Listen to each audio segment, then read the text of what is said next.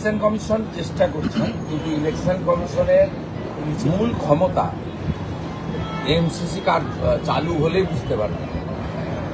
তার আগে ইলেকশন কমিশনের পূর্ণাঙ্গ ক্ষমতা কার্যকর করার ক্ষেত্রে তাদের অনেক লিমিটেশন আছে, but they are trying their best.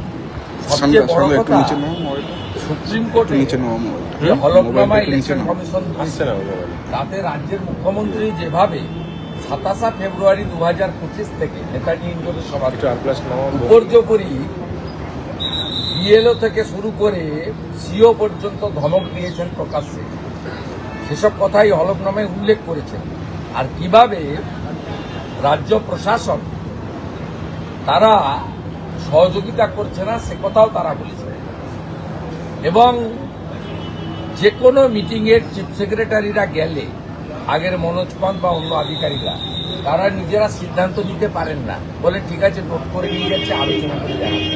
কিন্তু আপনাদের এই জিনিসটা খুব পরিষ্কার জেনে রাখা দরকার আছে, ইলেকশন কমিশন সংক্রান্ত যে কোনো নির্দেশিকা এর ফাইল মুখ্যমন্ত্রী মানে রাজনৈতিক ব্যক্তিত্বের কাছে যায় না, কোনো রাজ্যে যায় না নিয়মে। এটা সরাসরি এক্সিকিউট করতে হয় চিফ সেক্রেটারি বা ব্যুরোক্রেসি। এখানে একমাত্র রাজ্য যেখানে স্পাইনলেস অ্যাডমিনিস্ট্রেশন, ভীত আতঙ্কিত দাসত্ব স্বীকার করে নেওয়া ব্যুরোক্রেসি, তারা ইলেকশন কমিশন সংক্রান্ত ফাইলও তারা পাঠাচ্ছেন। ইলেকশন কমিশন অনেকগুলো মেজার নিয়েছে বলে 8,300 মাইক্রো অবজারভার দিয়েছে। ইলেকশন কমিশন এখানে প্রায় 150 জন মতো অফিসার পাঠিয়েছেন বিভিন্ন সেক্টর থেকে, চেষ্টা করছেন তারা কার্যকর করার ক্ষেত্রে সমস্যা আছে।